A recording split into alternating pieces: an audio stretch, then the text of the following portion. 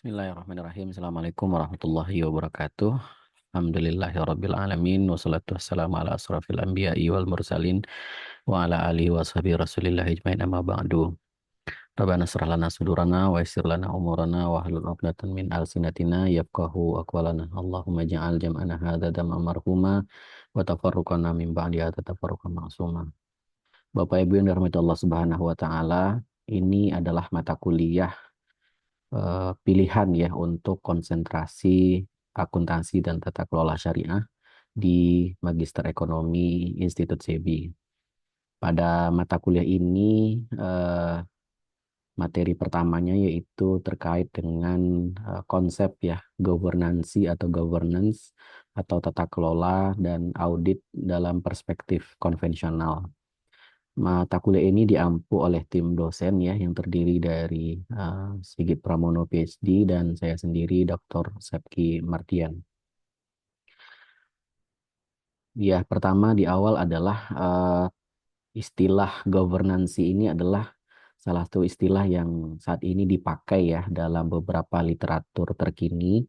Di istilah ini diambil dari serapan ya dari bahasa Inggris yaitu governance dan dalam bahasa Indonesia mungkin padanan katanya adalah tata kelola gitu ya. Tapi dalam beberapa referensi yang terbaru dalam pedoman governansi yang dibuat oleh kementerian eh, itu juga istilah yang dipakai adalah istilah governansi gitu ya. Jadi kalau kita sebut istilah governance dalam bahasa Inggris atau tata kelola dalam bahasa Indonesia atau sekarang governansi yang sudah dibakukan itu juga memiliki makna yang sama ya. Nah, kenapa kemudian istilah ini lebih dipakai gitu ya? Karena menurut eh, eh, para ahli gitu, tata kelola itu tidak dianggap merepresentasikan ya makna dari governance itu sendiri gitu ya, sehingga langsung diserap bahasanya dari bahasa Inggris. Nah, yang pertama adalah apa yang kita maksud dengan governance itu. Secara umum konsepnya adalah sebagai sebuah sistem pengendalian ya atau kontrol. Nah, ini tentu saja akan ada di aspek manapun ya dalam kehidupan berorganisasi, baik sosial ataupun komersil. Nah, ini menurut Cadbury Committee. Ya. Jadi, governance itu dimaknai sebagai sebuah sistem pengendalian ya atau kontrol ya. Yang kedua adalah menurut Hikes Report, governance itu dimaknai sebagai sebuah sistem akuntabilitas. Jadi bagaimana sebuah sistem tata kelola atau governance memastikan akuntabilitas dari kinerja ya yang dilakukan oleh para pihak yang berada di dalamnya. Dalam konteks perusahaan atau lembaga, governance memastikan akuntabilitas itu bisa terjadi.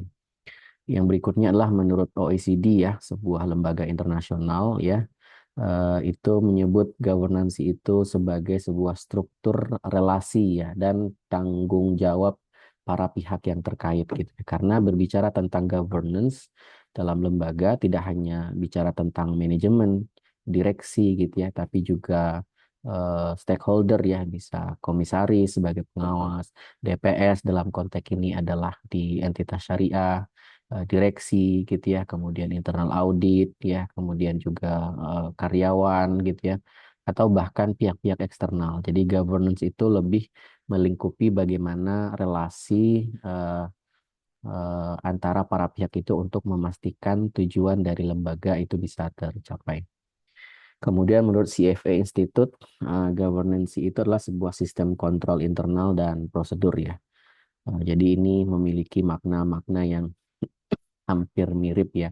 Yang intinya adalah governance itulah sebuah sistem yang diterapkan dalam rangka memastikan tujuan-tujuan perusahaan itu bisa tercapai gitu ya, dan itu butuh keterlibatan dari banyak pihak ya, bukan hanya manajemen atau direksi.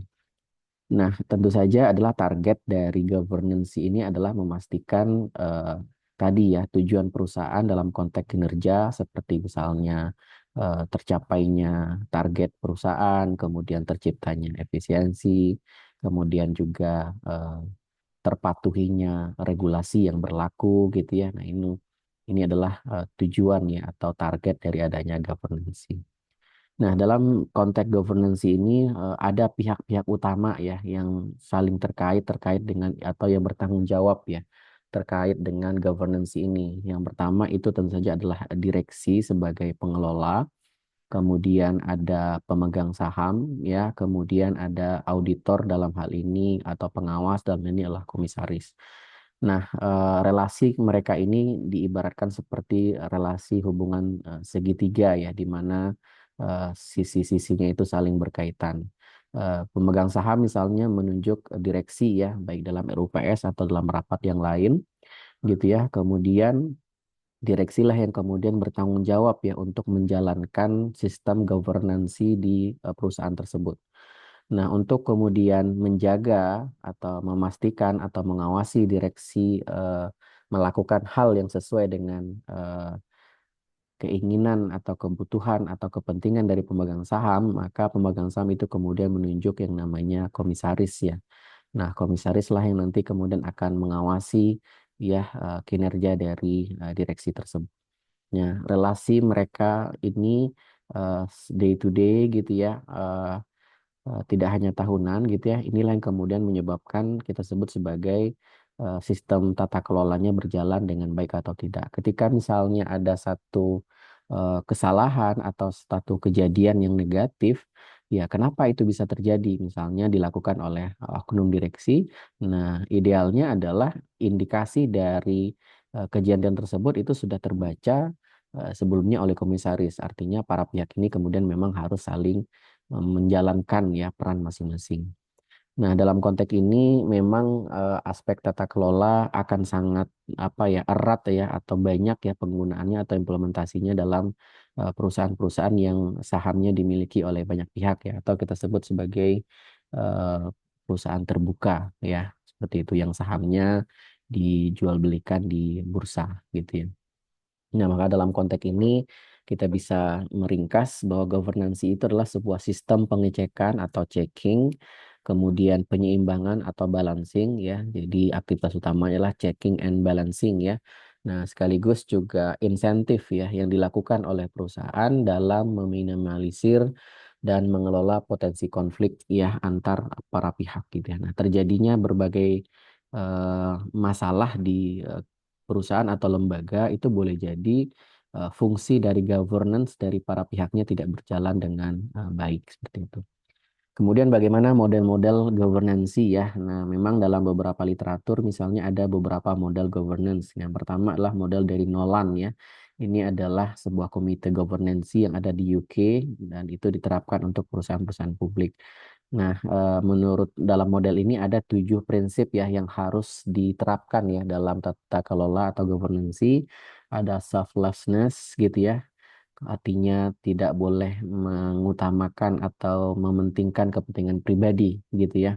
Seperti artinya yang menjadi tujuan utama itulah kepentingan organisasi. Kemudian integrity gitu ya. Kemudian ada objectivity, kemudian openness, ya, kemudian honesty, kemudian accountability, dan kemudian juga ada leadership ya. Nah, ini adalah 7 prinsip yang mesti dilaksanakan oleh para pihak dalam sistem governance menurut model Nolan di UK. Kemudian yang kedua adalah ini yang paling lazim ya, kita kenal dalam banyak literatur juga dan paling sederhana yaitu modelnya OECD. Itu ada 4 ya prinsip governance. Yang pertama adalah fairness, kemudian transparency, kemudian accountability, kemudian juga ada responsibility. Nah, kalau di Indonesia mungkin disingkatnya dengan tarif ya, transparency, accountability, R-nya responsibility, I-nya independence, R-nya, F-nya fairness ya, seperti itu. Kemudian ada model Cadbury ya. Ini juga di London Stock Exchange gitu ya. Di sini prinsip-prinsipnya yang pertama adalah harus ada pemisahan yang tegas antara fungsi komisaris dan fungsi direksi. Kemudian hal lain yang perlu jadi prinsip adalah mayoritas direksi harus berasal dari pihak luar atau independen. Nah, ini juga sudah mulai diadopsi ya di Indonesia di perusahaan-perusahaan terbuka ada perwakilan dari komisaris-komisaris independen ya seperti itu. Mereka tidak mewakili pemegang saham ya. Kemudian harus ada yang namanya komite remunerasi ya harus mayoritas dari non eksekutif ya. Jadi kalau ada pembentukan komite remunerasi, maka mayoritas anggotanya tidak boleh dari manajemen atau direksi.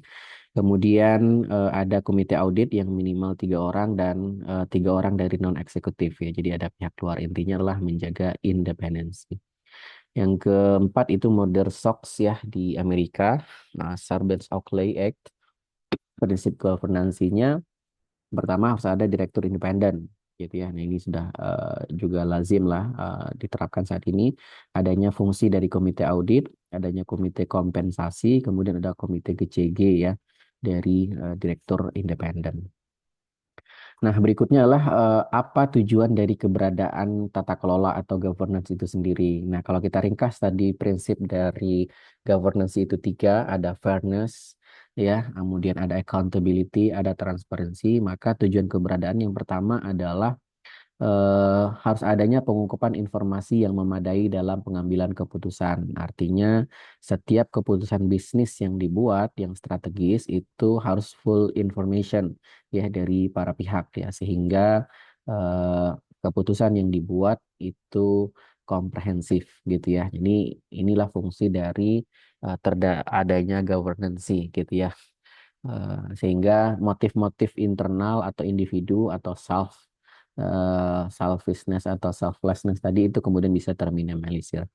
Yang kedua, dengan adanya governance itu akan adanya budaya transparansi dalam transaksi. Jadi tidak ada aktivitas-aktivitas yang itu tidak dibuka gitu ya. Atau artinya semua pihak itu bisa bisa mengakses ya, mengakses dari transaksi tersebut gitu ya.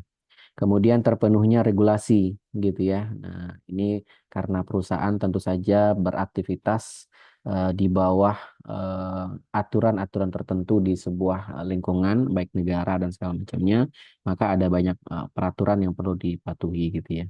Nah, adanya governance memastikan aturan-aturan tersebut itu bisa terpenuhi, termasuk dalam konteks entitas syariah nanti. Kemudian terlindungnya para pihak yaitu atau stakeholder ya. Ini juga dalam rangka memastikan kepentingan para pihak ya, baik karyawan, baik investor, baik kemudian regulator, pemerintah dan segala macamnya dengan adanya governance, maka para pihak itu kemudian bisa terjaga kepentingannya dari motif-motif eh, individu ya, pragmatis dari oknum-oknum tertentu. Kemudian terciptanya komitmen atas nilai etika bisnis gitu ya. Nah, ini saya kira ini sebuah hal ya yang positif sekali ya dalam adanya governance ini sehingga eh, prinsip-prinsip etika itu berjalan dengan baik di lembaga atau di organisasi. Oke, next berikutnya kenapa kemudian governance itu penting ya saat ini karena ada dua alasan. Yang pertama adalah eh, untuk siapa who gitu ya. Yang pertama adalah tentu saja untuk pemegang saham.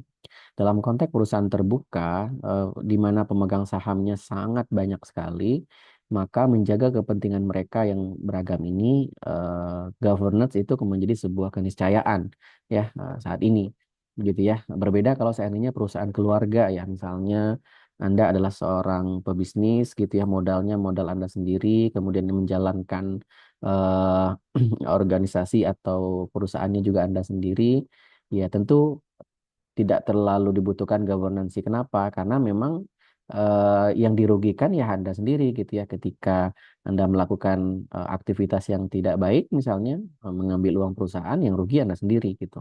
Nah, beda kalau seandainya eh, pengelola berbeda dengan pemegang sahamnya gitu ya, seperti itu.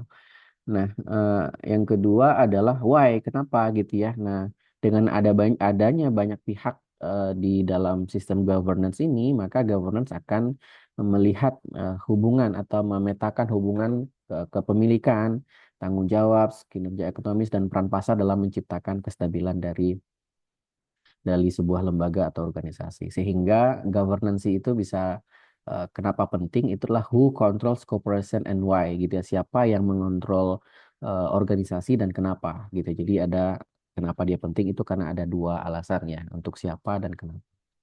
Nah, ada satu fenomena misalnya ketika si pemegang saham berbeda dengan si pengelola gitu ya. Nah, ada sebuah quote ya dari Lord Acton power tend to corrupt and absolute power corrupts absolutely, gitu ya. Jadi kekuasaan itu cenderung untuk melakukan korupsi.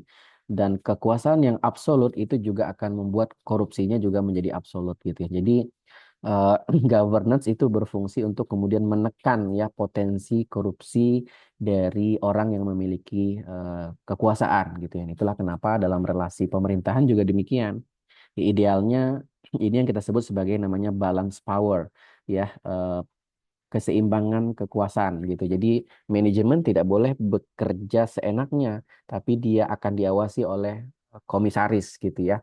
Seperti itu. Jadi ada para pihak yang mencoba untuk membalancing eh, kekuasaan sehingga dengan demikian kinerjanya bisa tetap terjaga. Seperti itu.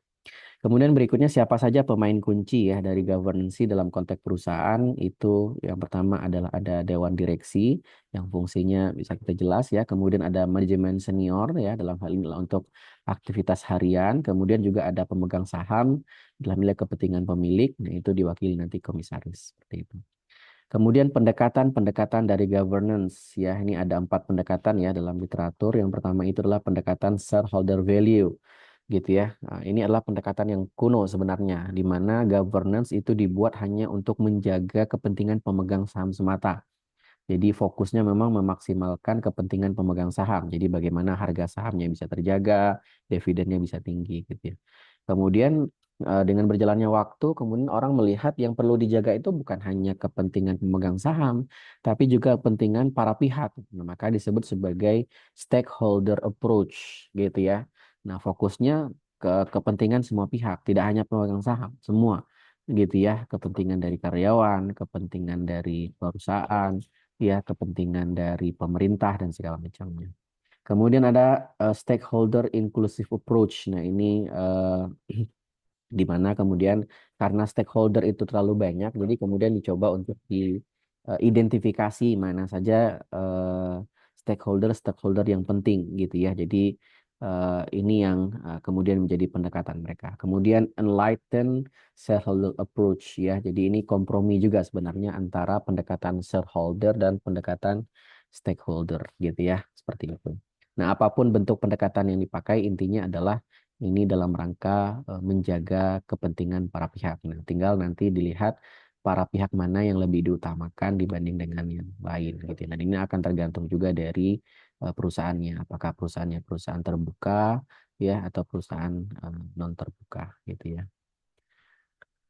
Oke, berikutnya adalah dimensi utama ya. Jadi bisa kita lihat gitu ya dalam sebuah kerangka governance di sebuah perusahaan gitu ya, maka hal utama yang perlu ada yang pertama adalah ada identitas gitu ya. Jadi dengan adanya governance itu kemudian membuat perusahaan itu punya identiti tersendiri ya, di mana perusahaan nanti akan punya brand yang jelas, kemudian juga akan meningkatkan loyalitas ya, karena perusahaan bekerja secara efektif, beroperasi secara efektif, sehingga brandnya menjadi kuat ya di mata pelanggan, dan itu tentu saja nanti pada akhirnya itu akan meningkatkan loyalitas dan meningkatkan reputasi. Yang kedua adalah dengan governance itu kemudian tujuan dari perusahaan itu juga akan semakin jelas, arahnya akan semakin jelas. Jadi leading dari organisasi itu punya arah yang jelas ya. Nah, itulah fungsi dari eh, governance tadi. Kemudian yang berikutnya dengan adanya governance itu akan terbentuk yang namanya leadership ya, kepemimpinan. Ya, jelas ya karena para pihak nanti itu kemudian akan bekerja sesuai dengan ketentuan dan kebijakan yang ada dan diawasi gitu ya, seperti itu. Kemudian dan demikian nanti setiap orang akan berupaya untuk meningkatkan skill dan kompetensinya masing-masing gitu ya. Kemudian ada pembagian wewenang ya, seperti itu antara para pihak ya. Jadi ada pendelegasian sehingga itu akan minimalisir yang namanya kepemimpinan-kepemimpinan diktator gitu ya. Seperti itu. Kemudian inklusif dan komunikasi ya, dengan adanya governance maka tercipta yang namanya komunikasi yang elegan ya, kemudian adanya kepercayaan dan inklusif gitu ya. Semua informasi itu bisa diakses oleh para pihak. Kemudian akuntabilitas publik tentu akan tercipta dengan sendirinya ketika governance dijalankan dengan baik. Kemudian efektivitas dari kinerja juga akan ada karena Dengan adanya sistem tata kelola yang baik, maka perilaku-perilaku seperti keborosan, kemudian pelanggaran dan segala macamnya akan semakin minimal. Kenapa? Karena eh, akan segera ya diawasi atau dikasih tahu oleh para pengawas gitu. Jadi ketika ada oknum yang kemudian melenceng dari tujuan perusahaan, misalnya menggunakan aset perusahaan bukan untuk tujuan yang seharusnya, maka fungsi dari komite audit atau pengawas yang lain itu akan segera mendeteksi. Jadi tidak bertumpuk-tumpuk gitu ya. Dan kemudian yang terakhir yang penting juga adalah sustainability ya, going concern gitu ya, memastikan perusahaan itu bisa berjalan dalam jangka waktu yang panjang gitu ya. Jadi sangat positif sekali ya adanya governance dalam sebuah organisasi. Kemudian ada beberapa isu ya yang ya karena ini adalah sebuah apa ya sebuah ijtihad gitu ya sehingga tentu saja tidak 100% sukses ya ada tetap saja yang kemudian isu-isu yang terjadi dan ini menjadi sangat wajar. Yang pertama adalah dalam konteks pelaporan dan keuangan dan audit. Nah, maka dalam konteks governance ini yang menjadi lihatnya adalah bagaimana governance itu bisa mencegah terjadinya potensi fraud ya dari manajemen.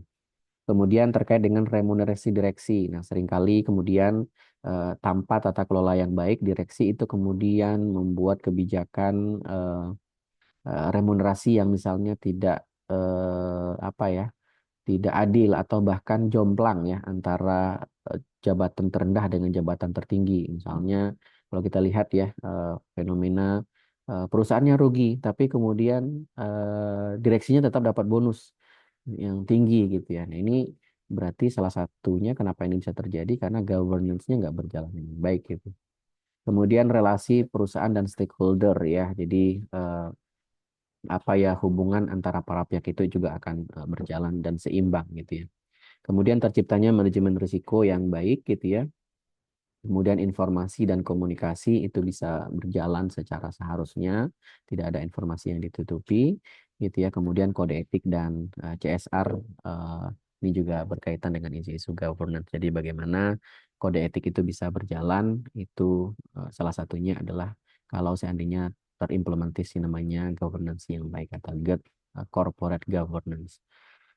Nah, dalam konteks filosofis atau fundamental, sebenarnya kenapa praktek governance ini ada? Nah, itu berawal dari teori yang namanya teori keagenan, ya, atau teori agency, ya, di mana terjadinya trade-off, ya, antara pemilik atau prinsipal dengan agent atau manajemen, gitu. Seperti yang saya bilang tadi, ketika kita punya perusahaan, kita adalah pemilik dan kita sendiri yang mengelolanya, kita pemilik, kita manajemen maka di situ tidak ada yang namanya masalah keagenan sehingga governance tidak diperlukan. Tapi ketika pemilik berbeda dengan manajemen, maka pada saat itulah terjadi namanya nanti masalah-masalah keagenan gitu ya di mana kepentingan prinsipal itu bisa saja berbeda dengan kepentingan manajemen atau agent gitu ya. Nah, masalah-masalah keagenan itu apa saja dalam referensi itu disebutnya minimal ada tiga masalah utama. Yang pertama adalah asymmetric information. Jadi ketika pemilik berbeda dengan pengelola, maka terjadi yang namanya ketimpangan informasi.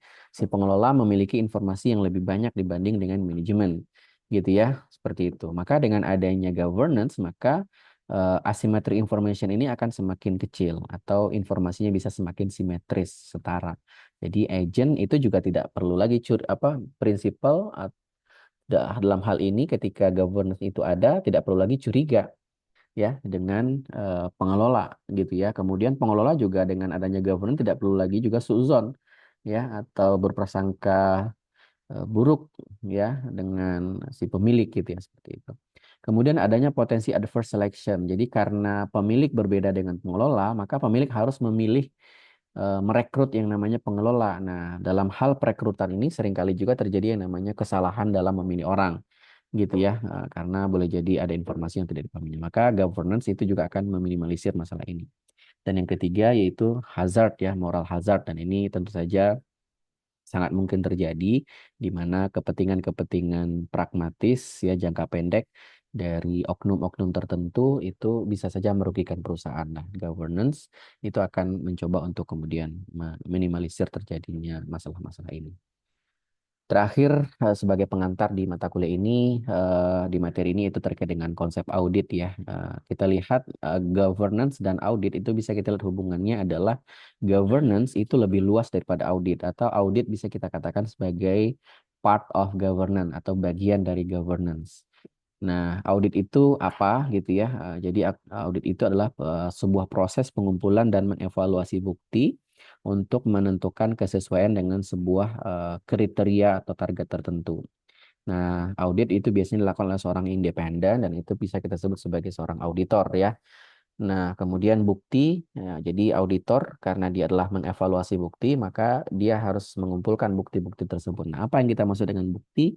Buktilah segala informasi yang dikumpulkan atau digunakan oleh auditor dalam membuat keputusan audit ya, opininya gitu. Apapun, baik yang berbentuk dokumen, verbal, masa lalu, masa sekarang, atau future yang berkaitan dengan manajemen atau dengan pihak lain gitu ya. Nah, semua informasi itu sebagai bukti audit.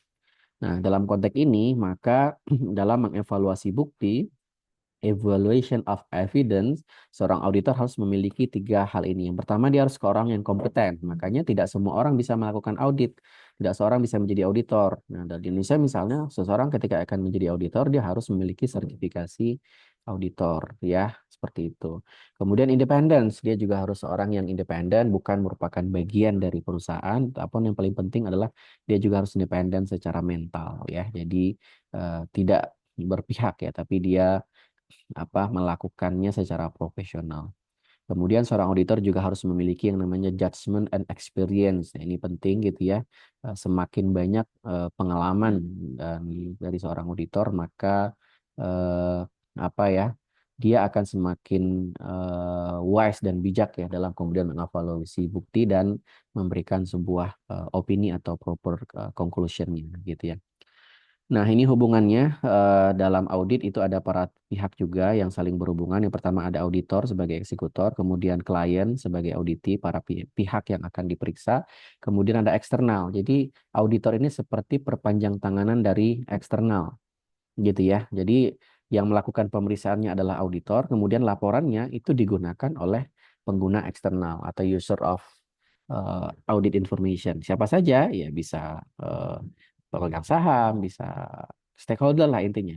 Gitu ya, seperti itu. Jadi pengguna eksternal itu akan menyediakan modal dan misalnya investor, kemudian manajemen atau klien itu akan menyediakan laporan keuangan, kemudian auditor itu akan memeriksa laporannya dan auditor nanti akan melaporkan ya pemeriksaan tersebut kepada pengguna eksternal ya. Terakhir adalah jenis-jenis audit karena ini pengantar ya dalam referensi audit itu ada tiga ya secara umum ada audit keuangan, ada audit operasional, ada audit kepatuhan gitu ya. Nah kalau kita sering mendengar istilah WTP ya wajar tanpa pengecualian, disclaimer itu biasanya adalah audit keuangan gitu ya. Ini yang paling lazim ya dilakukan oleh kantor. Nah, sekarang kita ada istilah lagi itu audit syariah. Nah, apakah audit syariah ini bagian dari audit keuangan, audit operasional atau audit kepatuhan gitu ya. Nah, dalam nanti kita bahas ya dalam materi-materi berikutnya audit syariah seringkali itu lebih dekat dengan istilah audit operasional gitu ya. Jadi audit syariah bukan hanya sekedar mengaudit laporan keuangan, tapi juga mengaudit operasional, budaya, dan segala macamnya. Seperti itu. Dan juga ada audit kepatuhan. Baik, mungkin itu yang bisa saya sampaikan. Mudah-mudahan dapat dipahami. Terima kasih. Assalamualaikum warahmatullahi wabarakatuh.